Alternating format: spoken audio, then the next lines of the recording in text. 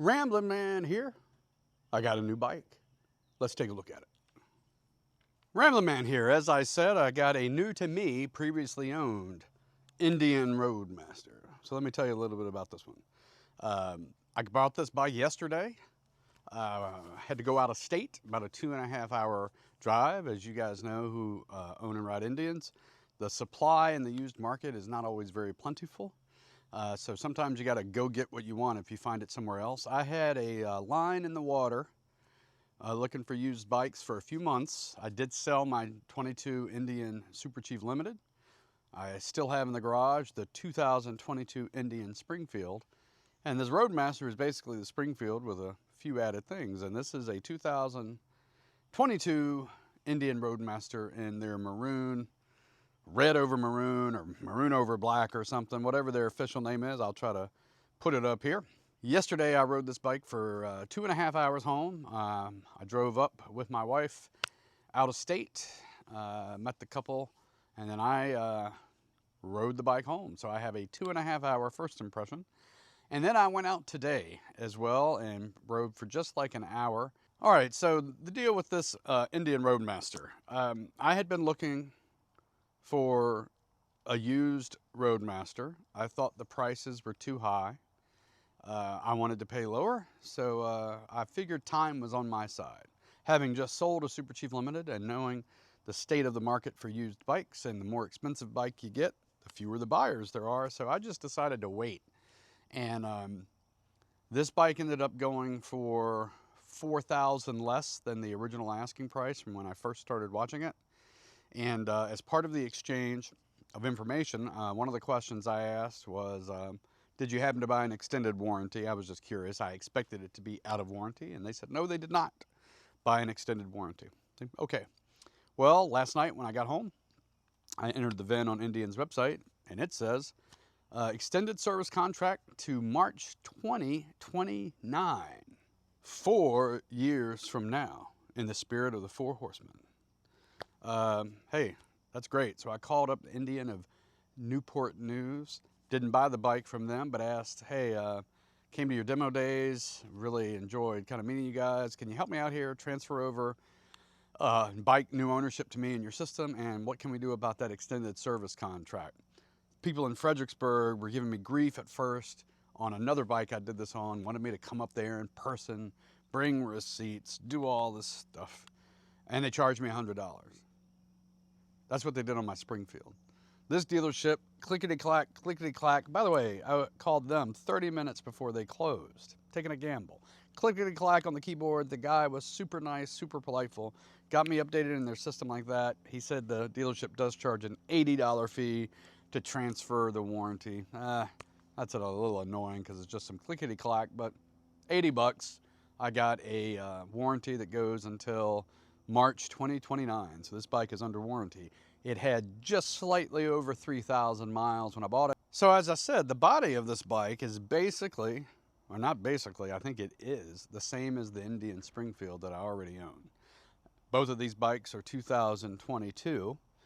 Interestingly, the Springfield that I bought also had an extended service contract. Now that one only goes through next year, I think. I think March or May 2026. Is when that warranty expires, I think. If I get that wrong, I'll put that up here. Whereas this one now is 2029. So that's awesome. Now, the differences between the Springfield and this, you know, the Springfield has that nice chrome. I should have parked them out here together. Maybe I should have done that, parked them side by side, and you could see. But the Springfield has the big chrome hood ornament there that and no windshield unless you want it. Quick release windshield that is on the front. Well, this bike clearly has a fairing and windshield built in. It's not going anywhere, and has speakers as well. I'll get into that. And then on the back end, you've got that tour pack, and this one of course came with a passenger seat. Springfield does too, but I'd changed mine to a solo. So you've got the trunk on the back, and I'm going to show you that. Other than that, this is a Springfield. And so some people had told me before I bought the Springfield to buy this bike because you could remove the tour pack. You can even, on both bikes, the Springfield and this one, remove the saddlebags if you want. I've never done it on the Springfield. But other than that, that's the Springfield from there back. I don't know how hard it is to take this stuff off, and I wouldn't be doing it anyway. I don't think so. But why did I want this one? So the Springfield I have set up for a solo ride, and I'm enjoying it like that. My wife and my daughter have expressed some openness to the idea of them riding with me. I think my daughter is going to love it once she gets past the first fear. I know the first time I rode my motorcycle, I was terrified. And I think that's how she's feeling. She actually said she would like to ride one, not be a passenger. And I'm like, no. I let her ride ATVs, and she does a really responsible job. But I found with the boys, the older they got, the more irresponsible they were. You could scare them when they were younger. So I'm not sure. I'm not sure I'm going to be having her ride a motorcycle, but I would like to go on some road trips with her or my wife, or my sons if they want to go along. But that was my excuse for getting the bike. I want to start taking some out-of-state trips, and on this tour pack, the extra luggage space is fantastic.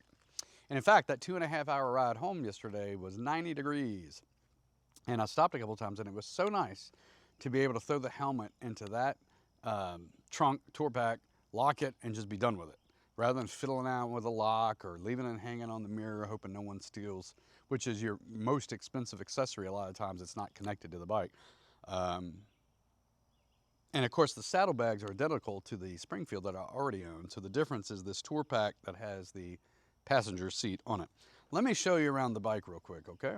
All right, so here we have the 2022 Indian Roadmaster. I'm going to start from the front here because this is one of the main differences between that and the Springfield that I own. This old style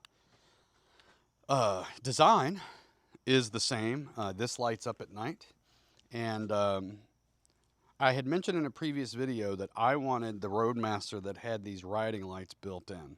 Some of the Dark Horse models they don't do that, or maybe all of them. That might be a difference with the Dark Horse. They have just the headlamp, and then that's it. I really wanted the riding lights built into it. I like the way it looks, and so that's good. And as you come around, and by the way, these are your turn signals are up here, and here, I can't remember what you call these things down here. You know, here you've got the large, I guess that's the fairing, and then these things down here are adjustable. Sorry. These things down here are adjustable to let air in or out. It comes with highway bars, rear and forward. And you'll see here, you can move these and open and close them. I don't want to move them right now. Well, I'm going to move this one because I meant to when I came back. I want it just slightly more that way. This is a storage space right here. You have one on each side. No lock. Okay. Got the 116 engine, and this looks identical to the Springfield because that's what it is. The seat. The seat to me is more comfortable. Now, on that seat, on my Indian Springfield, I have said I did not like the stock seat, and I went through the different tracking the solutions I found to that. People had told me that one of the solutions people did was to put an Indian Roadmaster seat on the Springfield. And I was almost going to do that. Well, now that I've been on this bike 2.5 hours yesterday, I can see why. This seat is very comfortable. I never once thought about any butt pain on that ride. My back, because I'm going through an issue with my back. I did have some back pain because this does not have a backrest. Except for, I'm going to turn this around so you can see. And I commented on this on the Indian Demo Days ride, is that the design of this seat right here is almost like a little bit of a backrest built in for the very lower back. At least I found that to be the case. You can buy an accessory. It's not a cheap solution to go in here. I bought a non-Indian brand backrest for the Springfield, and I commented on that on another video. I probably would not buy that for this bike. If I'm going to keep this bike long term, I would just go better and buy the Indian brand. Saddlebags are the same. I've got my drone in here right now, but you know, and a water bottle. So that's the drone in there. And then You know, I don't know if this was by design, but on an Indian, to me, these look like arrowheads. I don't know if that's their intent, but that's what it looks like to me, and that's on the Springfield too. For the passenger, you know, they got their legally required bar here. Handle here. I've got that pushed down in there. And of course, this is nice here with a passenger. Has a nice seat and a back. You can add an optional armrest. And here on the front of the bike, there's everything on this bike is stock, by the way, except the previous owner added this quad lock, and he gave me his, he left it on there and he gave me his case, even though I didn't need it necessarily because I don't know that I'm going to use it. One thing you'll notice on this bike are these speakers. I think these are 50 watt. There's 2 of them here, and I think the other 2 are these right here. And I like it. I like listening to music sometimes. You can have the sound come through these speakers or through your headset. And I wanted a 2020 or newer because that's when Apple CarPlay became available on the Indian Ride Command system. And if there's interest, maybe I'll do a video later on the Ride Command. I like Apple CarPlay. I like Apple CarPlay and wanted to be able to use it. I also like the look that Indian has. Here, what you do is you put your phone by USB attachment in here and you close it. Now that means it's not wireless. And if you're into the technology, which a lot of people are not, it's a little finicky. You got to work out, especially if you own more than one bike that may not have the same. I might do another video on that later if there's interest, but I'm still finessing and tweaking the technology part of getting Apple CarPlay to reliably work. I've tried lots of the fixes already that people recommended. I bought a new cord for that trip up yesterday. My situation is that if I use Siri once or twice, works perfectly, and then you lose the microphone. It still has CarPlay working. It requires a Bluetooth, not Bluetooth. It requires a headset to be paired, and it's really annoying. Now, I use a headset, but what's happening is I can hear that it's acknowledging that I have called up Siri to do something, but when I speak the voice commands, it's not hearing the microphone. And I found a thread where somebody else had the same problem, but I saw no solution. I just responded to that post because it was about 6 months old, just to see if he had any updates. But they've got their own Ride Command system, and it's not bad. I sat out here last night like a little kid at Christmas playing around with the options, and I'll probably do a little more this weekend. The bike comes with heated grips and heated seat. This is to lock the saddlebags in the trunk, lock and unlock. This is to turn on the heated grips. And then it also has a heated seat, and the controls for the rider and passenger are here. And that's that. Passenger pegs. Let's come around to the back here. He had installed these flags, which, thank goodness, I don't have to worry about doing that. I might swap out this one with the Virginia flag. Nothing wrong with his choice of flags, but I might like the Virginia flag on there. You can mount luggage here, which I may do. And let's come around the back. It's got the stock slip-ons, and I might put on the Warhorse, the same ones I put on the Springfield. Honestly, I've kicked around whether to transfer those over to this bike and put the stock ones back on the Springfield. If I sell it, I don't know. Those Warhorse exhausts are not, my wife asked me how much those exhausts cost. I really didn't want to tell her. And, I looked it up. It was like $600 to buy those slip-ons. But man, I get a lot of compliments on the sound. And this bike, the same criticism I made of the Springfield. It sounds like a lawnmower. Once you get going down the road, to me, it sounds like a lawnmower. It sounds good when you first start it up. LED lights, front and rear. I think everything's LED. If I'm wrong about that, I'll correct that. This is also a brake light up here. And let me show you the trunk while I'm back here. So on the trunk, I saw one of you in the comments when I did the Indian demo days said that this was a very poor design because you could not open the trunk with a passenger on the bike. And is that ever true? Because if you look, I mean, the trunk is the back seat for the passenger. So there's just simply no way you could lift it if the passenger is on it, which is really inconvenient. You know, the solution, I've seen other bikes, I guess, open to the side. You guys would know better than me. It's an interesting design choice. And being an inexperienced owner of other bikes, because I haven't owned anything other than Indian, I really didn't think about it until I saw that comment on the review I did. There's plenty of space in here. My helmet will fit in here. I don't know if 2 helmets would fit in here, but my one definitely did. This has been a little loose. Don't know if I can address that. And it locks. Now, the thing that when I picked it up, I was having a hard time getting the trunk to close, and the owner was like, you got to put some weight into it, right? And what we found was this was not locking and unlocking correctly, and we had to hit the button so that it would release again. And I found a thread last night where people, one of the threads when I Googled it, opened up with, are you tired of having to slam your Indian trunk closed? Because what I'm finding is just letting it drop, well, that caught. That time it worked. What I have found is I really have to slam it sometimes. And the post I found when I was doing a Google search, the guy said, you know, are you tired of having to slam your Indian Tour Pack closed? Because I've really had to slam it. I feel like I'm going to break it. So let's go around this side of the bike. I have not washed the bike, and I've gotten some fingerprints. It was beautiful when I picked it up. I've just got some odds and ends in here right now, but this is just like the Springfield that I did a review on. And this is obviously the chrome bike.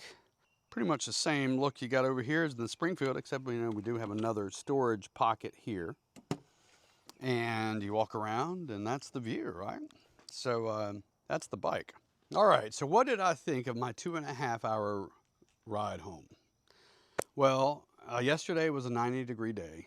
As I was riding home, we were under severe thunderstorm watch at 3 p.m., and I was huffing to just keep going as much as I could. I thought for being the heaviest bike that I've ever owned, this is over 900 pounds. That part I felt pretty good on. That didn't scare or intimidate me like it would have 4 years ago or so, or whenever I got into this thing. I'm not doing smooth stops, so I did some parking lot practice a little bit today because I'm feeling like I'm putting my foot down. As getting a smooth stop is an issue for people that ride big bikes, so there's all sorts of YouTube videos on it. So that part I've got to practice and get a little better at. It was hot. It was hot from the bike, not just the temperature outside. And it was for a couple of reasons. One is this windscreen. No wind was really hitting me. Very limited wind was hitting me. So it was very hot. And 2, even though I had these vents open down here, it's an air-cooled engine, not a liquid-cooled engine. And it needs air. And it's not getting, you've got an opening right here on each side where air is getting through. And then they've got the vents down there that I showed you where some air is getting through. It reduces, you don't have any buffeting all day long or wind on your chest if you're taking a long, hours-long day trip at interstate speeds or just on the side back roads going 60 plus. That wind all day can wear you down, which is one of the reasons I wanted this. But the flip side of it was I was super hot. My left leg in particular was very hot on the bike. And I'm going to do more research on that. The third thing was the technology was glitching. Now, part of it was my fault because I had my phone paired to both the headset and the bike through the cord. And they get in conflict about who's master versus slave here. So that I'm still working on some technology issues. Other than that, the bike rode as expected because it's like a Springfield, or it is the Springfield body. And it's funny, I got compliments. I stopped at a Chick-fil-A, got 2 compliments there. I stopped for gas. Got a guy who struck up a conversation on the bike. Indian attracts compliments and conversation because they look good. So that's good. I like the color. My first choice was blue. I did a vote where you guys voted on a red versus blue. And I was favoring the blue. It's my favorite color, my eye color. But the guy selling the blue irritated me. And now his bike has disappeared. But basically, if I wanted the blue versus what I paid for this one, I think he wanted $3,000 more. Same mileage. No extended warranty, but I didn't know about that on this bike. Neither did the sellers, apparently. And his was a 2021. This is a 2022. And he wanted 3 grand more. Actually, he was asking 4 grand more. And then he dropped it. And I had offered him close to his asking price, and he turned it down. So it's like, okay, I got a 2022 for what I did. But otherwise, I was very pleased with the bike. I will tell you, I was a little concerned about how hot I was, because I bought this to travel all day. And for a good chunk of the trip, it was at first in city or suburb driving. We were in city or suburb riding, so I could understand. Come here. Come here. Hello. Hello. Hello. I was very hot, and I thought, okay, once we get going 40, 50, 60 miles an hour, that'll take care of itself. I continued to be very hot. That has concerned me a little bit, because that's not what I was expecting. I knew it's an air-cooled bike. I knew the wind, I was going to be dealing with that a little bit, where there's less wind hitting me, so I could end up getting warmer that way.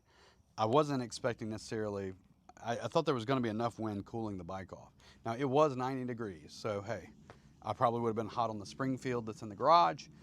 The difference with the Springfield, during a hot day like that, I may not have used the windshield, and I would have had a lot of wind coming at me. The other thing is on the windscreen itself. On my Indian Springfield, I bought a third-party windscreen, and it's right pretty much at nose level, which is what they tell you want if you want to look over it. If I have this at the lowest setting, and me sitting in my normal posture, it's right at eye level. If I sit up ramrod straight on the bike, which is not natural, I can just see over it down the road, but to see in front of the bike is more still looking through the windscreen. So in my case, and oh, by the way, when I had it at the lowest position, even at 40 miles an hour, I was getting a lot of wind right on the helmet, kind of shaking the head. So in my case, I'm riding with it all the way up right now. No wind buffeting, but also no wind hitting on you. That lets me ride with my vent all the way up, my visor all the way up. So it's a trade-off of wind on you feels good, but wind also can wear you down for a whole day. I gotta be honest, I'm kind of debating whether the Indian Springfield, in my case, would be a better road trip bike because of how hot I was feeling. And there's no substitute for experience. I use that phrase all the time. So riding an Indian Roadmaster for 20 minutes on a day when you're excited and checking out new bikes, every bike's gonna feel pretty good because you're fun and you're having fun. It's 20-minute ride, 30-minute ride, and once you own it, you start finding out, well, my phone glitched. This is not what I thought it would be. And I have to say, on that ride home, I was trying to tell, would I have been this hot on my Super Chief Limited? Would I have felt this hot today on my Springfield? Because when I was riding it home, man, it was brutal. It was very hot.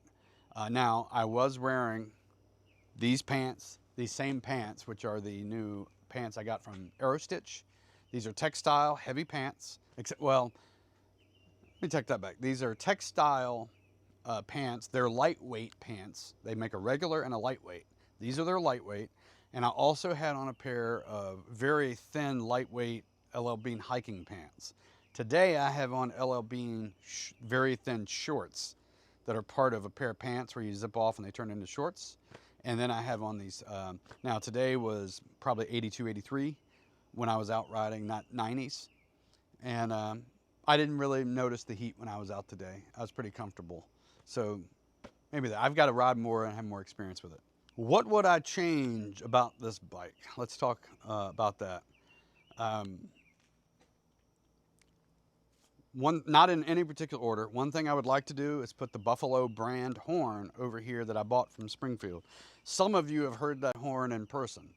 Very loud. Honk, honk. It doesn't do it justice on video here. I think sometimes the microphones have a cap where they lower the sound. It just doesn't do it justice. It's a very loud horn and it's very safe. This horn is the factory default meet, meet. It's embarrassing. It sounds like a clown car. It's not going to really get, I don't know if it would get people's attention. The Buffalo brand horn definitely does. The problem with the Buffalo brand horn is I was on their website last night. It's a husband and wife team. They noted, I guess they were out on vacation or just away, and said they would have inventory when they got back. When I bought my Springfield and looked at their horn, I got in the last horn that was on their website. This time there's no inventory. I've emailed them in the off chance they'll respond. I love their product. To me, it's better than the Denali Sound Bomb. I had a Denali Sound Bomb on my Scout and on my Super Chief Limited. It's plenty loud, but the tone of the Buffalo brand horn is more like a car horn, truck horn, whereas to me, the Denali Sound Bomb, it's hard to describe. I want to say cartoonish sound, or it takes the default meet meet and just makes it a louder meet meet. To me, it's a different tone than the Buffalo brand. I just like the Buffalo brand, so I'm hoping they'll come online and have some inventory. And I think it looks good on the bike.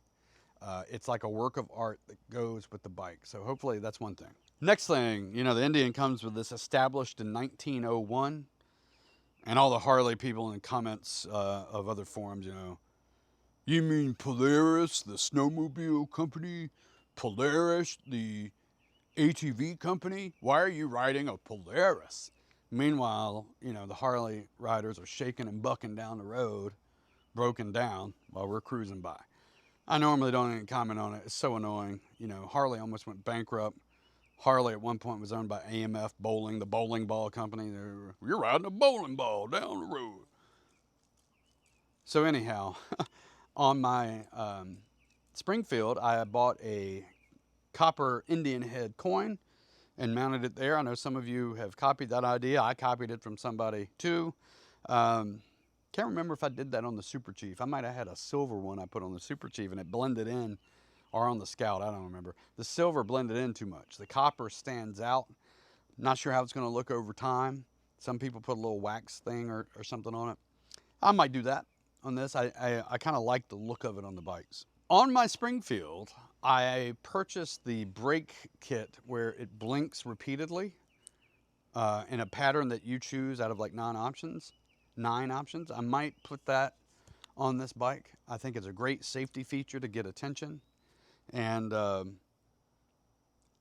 it also converts your turn signals. If you buy the right kit, it takes your turn signals, which are orange only, and they give you red ones because brakes have to be red.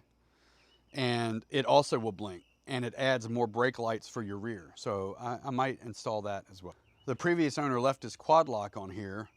I don't think it has a charging connection. I think he just mounted the device to hold the phone case. He told me he didn't use Apple CarPlay. He used just Bluetooth for music. And he looked at his phone for directions if he needed. I totally get it. I'm still worried, even with the quad lock, about the vibration issue. And I also don't see myself switching to that iPhone case permanently because it's got this, I think it's got like a knob or something on the back, which is really annoying. And I don't see myself taking my phone out of the case, putting it in that one, and then pulling it back out. So I'm probably going to remove that quad lock after I make sure my Apple CarPlay is working as intended. Small thing. It's a small thing, but on my Springfield, I added the upgraded floorboard pads that have some Indian bling on them. I might get around to do that. I'm really debating whether to take some of this old stuff off my Springfield that was now old, but I installed new, like those things, and put them on this bike, and then sell the Springfield. I'm not sure if I'm going to do that or not. I just don't know that I need 2 motorcycles. What happened after I bought the Springfield is I never rode the Super Chief Limited much in a year, so I just sold it to fund the purchase of this one. I don't see myself riding this bike every day as put together. Some people say they remove the tour pack on the back and ride it more on a daily basis. It makes it feel lighter. I can see that. I really like my Springfield, but I also really like my Super Chief Limited. The Scout I wasn't as passionate about. I was okay selling that. The Super Chief Limited I could have seen keeping. The Springfield, I feel like I put a lot of work into it, and I like the way it rides, and I really like the way it looks. Even taking that off, this is a totally different look on the front compared to the Springfield. I'm debating whether to keep both and pay insurance and taxes and takes up space in the garage. I'm debating that. One thing over here. All right, the one thing that I think I will definitely do on this side is on the Springfield, I installed the reduced reach kickstand, the side stand. I'm having to like double and triple kick this one to get it down and back up, especially down. The reduced reach one, some people don't like it, but I have found that I liked it on the Springfield. It has a little hook at the end of it where it's easier to put your foot in and flip it back. And I've gotten it where I'm pretty comfortable with it, so I'm probably gonna put the reduced reach side stand on. Indian has this thing where a couple times a year they do this thing like you get t-shirts or discounts really, for spending X amount of dollars. And I'll ask them, hey, is one of those coming up? We can't tell you, we don't know. Okay, well, I need the stuff, so I guess I'll go ahead and buy it. And then a week later, spend this, get a discount, spend that, get a discount. I'm trying to wait and see. Maybe I'll do some Google foo and find out if one of those deals is coming up on some calendar basis that I haven't figured out the cadence to them. So some Indian stuff I'm gonna be buying. That might be all that I'll do this bike. They have some expensive stereo stuff you can do to make the stereo even louder with more bass. That's not really needed for me on this bike. It should already have LED stuff on lights up front. So unless you want the adaptive light, which I don't ride enough at night for that to be an issue, so I don't think I'm gonna do that. The stock pipes are probably gonna go. I'm probably gonna put on those Warhorse pipes, whether it's the ones on the Springfield or if I buy them new. Probably gonna do that. And that should be about it. So, yeah, I think that's about it. But anyhow, that's the overview of the Indian Roadmaster, 3,000 miles on it or so. And so I'm gonna keep riding it and get a little better feel for it, and I'll give a review down the road. Okay, I'll see you on the road.